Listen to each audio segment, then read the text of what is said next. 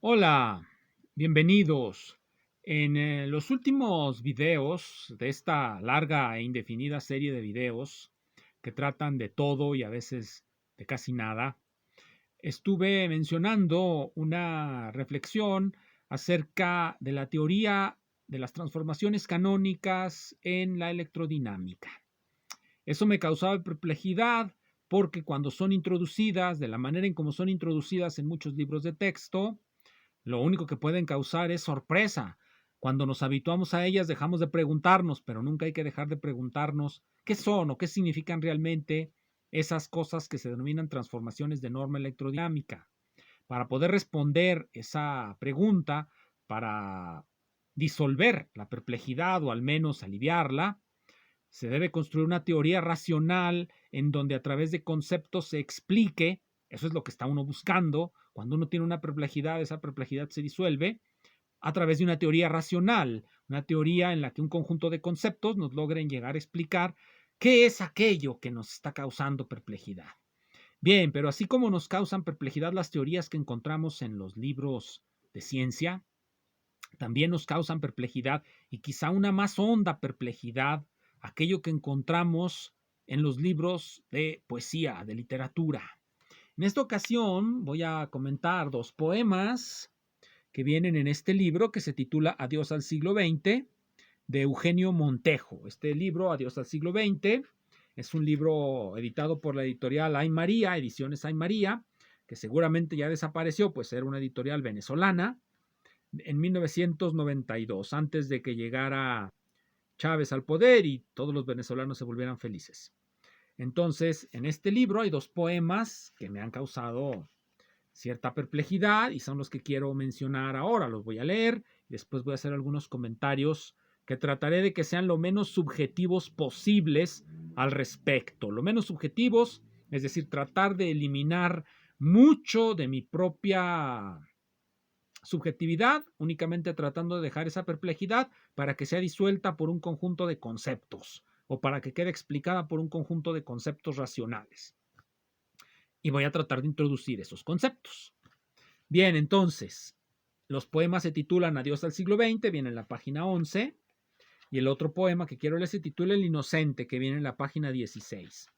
Los leeré algo despacio, aunque quizá a veces me gane la velocidad. Pero bueno, el primero, Adiós al siglo XX, trae una dedicatoria a Álvaro Mutis. Dice así este poema. Cruzo la calle Marx, la calle Freud. Ando por una orilla de este siglo. Despacio, insomne, caviloso. Espía ad honorem de algún reino gótico. Recogiendo vocales caídas, pequeños guijarros, tatuados de rumor infinito. La línea de Mondrian frente a mis ojos va cortando la noche en sombras rectas, ahora que ya no cabe más soledad en las paredes de vidrio. Cruzo la calle Mao, la calle Stalin. Miro el instante donde muere un milenio y otro despunta su terrestre dominio. Mi siglo vertical y lleno de teorías. Mi siglo con sus guerras, sus posguerras y su tambor de Hitler allá lejos. Entre sangre y abismo. Prosigo entre las piedras de los viejos suburbios, por un trago, por un poco de jazz, contemplando los dioses que duermen disueltos en el serrín de los bares, mientras descifro sus nombres al paso y sigo mi camino. Bien, vamos al siguiente, que se titula El Inocente y que está en la página 16. Dice así. Bueno, trae una dedicatoria, o más bien, sí, una dedicatoria a José Bento. Dice así el poema. Dios me movió los días uno tras otro. Dio vueltas con sus soles hasta paralizarme, como un gallo ante un círculo de tiza. Me quedé inmóvil viendo girar el mundo en esferas errantes y volátiles, aquí en mi cuerpo y entre las cosas. Cambió de casas la ciudad, de calles, y entre las calles el rumor de las voces, como si cada ser no fuera sino ausencia.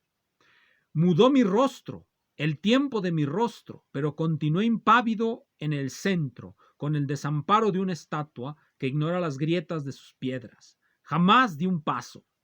Nunca empujé mi vida hacia la muerte. Fue Dios el que movió todos mis días. La redondez de Dios que no da tregua. Bien, son Son 2 poemas de Eugenio Montejo, en una edición venezolana, Ediciones Ay María, y hay una perplejidad en ellos cuando los leemos. Cuando leemos el primero, cruzó la calle Marx, cruzó la calle Stalin, cruzó la calle Freud, cruzó la calle Lenin, cruzó todas esas calles, podemos decirlo así, y le dijo adiós a ese siglo. ¿Qué significa todo eso? En el segundo poema nos dice, de pronto, sorprendidos, nos damos cuenta que sin movernos, sin quererlo intencionalmente, sin arrojarnos a ello, nos han ocurrido muchas cosas en la vida. En particular, nos va a ocurrir la muerte, aunque no nos movamos, aunque estemos, como quien dice, no tomando en cuenta las cosas, no deseándolas. Nos van a pasar de todos modos. ¿Qué significa eso? ¿Cómo podemos comprender estos poemas? Bien, hay un libro ya viejo, pues ya está muy viejo. Es de 1900, si no me equivoco, es de 1877, el librito. Se titula Sobre la interpretación poética de la naturaleza. Aquí lo tengo. Sobre la interpretación poética de la naturaleza. Sobre la interpretación poética de la naturaleza de J.C. Sharp, un librito de 1877. Lo interesante de este libro es que nos dice cuáles son los temas fundamentales de la poesía. ¿Cuáles son estos temas? ¿De qué trata la poesía? Estos 2 poemas que hemos leído, ¿de qué tratan? Bien, hay una respuesta para esta pregunta. Eso es lo primero. ¿De qué trata la poesía? ¿De qué tratan estos poemas? ¿Y qué efecto causan en mí? Una perplejidad.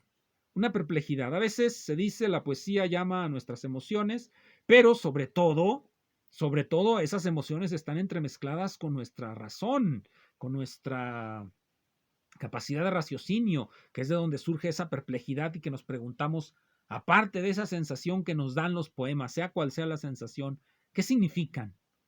¿De qué tratan? ¿De qué van? ¿Por qué me producen esa reflexión? Porque nos producen, fuera de la emoción, una reflexión también. Y eso es lo que queremos saber. ¿Sobre qué estamos reflexionando cuando leemos de poesía? Bueno, ¿de qué trata la poesía? Nos lo va a decir Sharp en este librito. La poesía trata de 3 cosas y quizá no trate más que de esas solas 3 cosas. Trata de Dios, trata de la humanidad. Sharp dice el hombre. Obviamente se refiere a la humanidad, pero cuando decimos el hombre, pues ya vivimos en una época en la que decir el hombre nos va a decir estamos dentro de una cultura falocéntrica. Sí, eso también es parte de nuestra humanidad. El que nos digan hoy día en nuestras relaciones con los demás, estás en una cultura falocéntrica. Bien, la humanidad. Trata de Dios, de la humanidad y de la naturaleza. De esas 3 cosas. Y de no más que esas 3 cosas trata la poesía.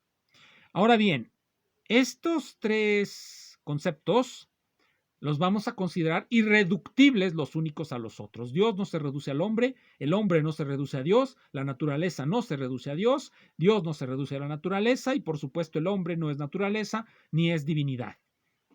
No hay posibilidad de reducirlos, son, vamos a decirlo, conceptos independientes.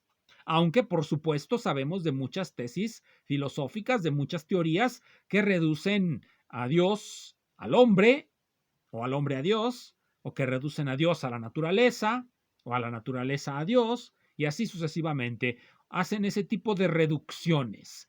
Voy a utilizar una palabra que se encuentra en la filosofía de Gustavo Bueno, en un libro que se llama Ensayos materialistas, y que denomina a este tipo de reducciones formalismos. Obviamente, en los ensayos materialistas, Dios se llama materia terciogenérica, la humanidad se denomina materia segundogenérica y el mundo, la naturaleza, se denomina materia primogenérica.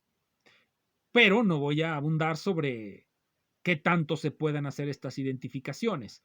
Me consta que en su libro Ensayos materialistas, Gustavo Bueno habla de estas identificaciones. No son exactamente lo mismo, pero se parecen un tanto. Guardan entre sí ciertas analogías, ya que Dios, el hombre y el mundo eran los temas fundamentales de la filosofía. Aquí nos está diciendo Sharp que la Los temas fundamentales de la poesía son esos mismos que lo fueron de la filosofía o que lo son de la filosofía cuando no estamos sometidos a algún formalismo filosófico. Entonces, esos son los temas de la poesía. Habla de Dios, el mundo y el hombre, o la naturaleza, mundo y naturaleza. Los vamos a identificar aquí. Entonces, de eso nos están hablando estos poemas. Voy a comentar un poco más sobre estos conceptos que generan lo que se denomina el espacio antropológico en la filosofía de Gustavo Bueno. ¿Qué es el espacio antropológico? Hay una analogía que hace el mismo Gustavo Bueno. El espacio antropológico con estos tres conceptos que se conciben independientes son como las tres rectas linealmente independientes de la geometría analítica y que generan el espacio cartesiano. En este caso son estos tres conceptos los que van a generar nuestro espacio. La humanidad genera lo que se denomina el eje circular, el de nuestras relaciones con los otros, no es un espacio abstracto. El eje circular es la relación que mantenemos con todos los demás que están a nuestro alrededor, todos los demás seres humanos. Yo contra ustedes, ustedes contra mí, yo contra el que está aquí enfrente, etc. Ese será el eje circular, el de las relaciones humanas, el vernos hacia adentro. Luego viene el eje radial, que es el eje de la naturaleza. Dejamos de vernos a nosotros mismos, en lugar de estar haciendo como quien dice esto, sacamos un radio hacia afuera de esa circunferencia en la que estamos metidos, a la que llamamos humanidad. Esa circunferencia o esferita en la que estamos metidos, pero en este caso es una circunferencia, sí, el eje circular en el que estamos metidos, sacamos un radio hacia la naturaleza. Como este libro se titula, este que estoy contando de Shaib, se titula La interpretación poética de la naturaleza, resulta que tiene una definición del concepto de naturaleza. No es la de Gustavo Bueno. Es más parecida, la definición que nos va a ofrecer, a la que ofrecerá posteriormente a Alfred North Whitehead, en su libro El concepto de naturaleza. Vamos a ver cuál es esta definición. Viene en la página 13. Antes de ir más allá, nos dice Shaib, permitidme decir lo que quiere decir naturaleza, o lo que yo entiendo por naturaleza, porque no hay ninguna palabra que esté más necesitada de definición. Quizá no haya ninguna, excepto quizá su contraparte, la razón, que requiera de una mayor, que tenga una mayor variedad, a veces conflictiva, de significados o con más sombras de sentido, la una pasándose a la otra. Eso nos dice Shaib. La naturaleza es algo muy ambiguo, el concepto de naturaleza es algo muy ambiguo, por lo tanto es necesario desambiguarlo. Y desambiguarlo, pues es lo que nos va a dar una idea de lo que está queriéndonos decir o de dónde va, a dónde va la filosofía de Shaib, cuáles son sus principios fundamentales. He aquí lo que nos dice: por naturaleza comprendo la suma total de apariencias que me alcanzan, que son conocidas para mí primariamente a través de los sentidos. Incluye todas las intimaciones que tengo a través del sentido de esa gran entidad que yace fuera de nosotros mismos, pero con la que tenemos mucho que ver. Yo no incluyo al hombre, sea su cuerpo o su mente, como parte de la naturaleza. Lo considero como frente a la naturaleza. Bien, esto nos dice mucho. Nos está diciendo que el hombre no es reducible a la naturaleza. Por supuesto, se mantiene dentro del espacio antropológico el hombre. No lo reduce a la naturaleza. Va hacia la naturaleza. Bien, ese es el eje radial. Hay muchos conceptos de naturaleza o de mundo. Aquí nada más estoy poniendo de ejemplo para que quede más clara la idea de lo que habla la poesía. Obviamente, si tomamos otro concepto de naturaleza, otro concepto de humanidad, pues nuestro espacio antropológico cambiará un poco. Bien, el siguiente eje, el eje angular. El primer eje, imagínenselo así, una ruedita. Estamos dando círculos alrededor de nosotros. Sale un radio. Estamos en la naturaleza. Ese radio lo elevamos así. Como quien dice, estamos generando una esfera. Son las coordenadas de un espacio esférico. Eso es lo que nos están dando idea los nombres de eje circular, eje radial y eje angular. El ángulo, así. Ese eje angular es lo que tiene que ver con la relación de los seres humanos, de la humanidad, con lo que está más allá del mundo y de la humanidad, por supuesto. Eso que podemos llamar Dios, lo luminoso, lo sagrado, lo divino, lo que está más allá de la naturaleza y de la humanidad.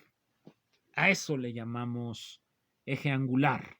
¿De qué trata la poesía? La poesía trata, en particular, como ya lo mencioné, estos conceptos necesitan definición y cada una de las definiciones que demos de ellos va a definir un espacio antropológico. Humanidad, mundo, Dios generan el espacio antropológico, pero tiene un contenido concreto cuando, un contenido abstractamente, bueno, concreto, cuando nosotros definimos lo que entendemos por humanidad, lo que entendemos por divinidad, lo que entendemos por naturaleza. Aquí ya Shaib nos dijo lo que entiende por naturaleza porque él quiere hablar de eso.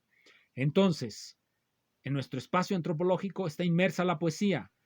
No interpretará los materiales que encuentra ahí a la manera de la ciencia.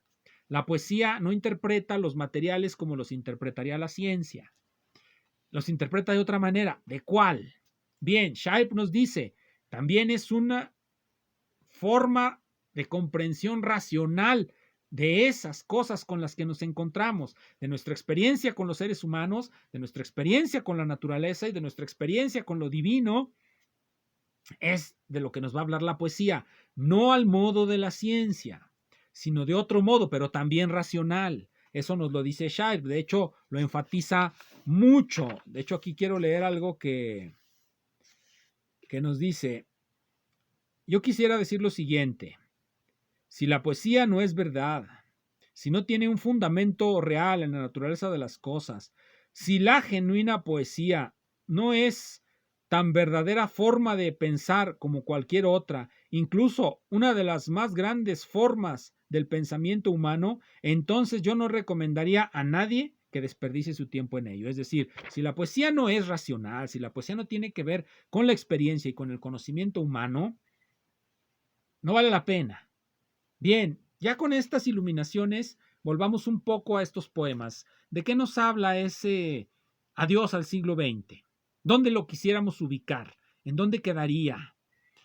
¿Marca nuestra relación con Dios? Parece que no, parece que se queda en el plano de las relaciones humanas. Estamos dejando atrás un siglo, el siglo XX. Por supuesto, todo eso es muy humano. Son cosas que tienen que ver con nuestras convenciones. Pasó el siglo XX, hubo un montón de ideologías, por eso menciona Marx, por eso menciona Stalin, por eso menciona Lenin, por eso menciona Freud. Todas esas ideologías del siglo XX, bueno, hay que decirles adiós. Eso es lo que en principio me genera. ¿Qué conocimiento o qué interpretación me da de nuestra propia experiencia? Todos hemos experimentado a Marx, todos hemos experimentado a Freud. De una u otra manera estamos en medio de las ideas y de los hombres que con esas ideas fueron a la acción.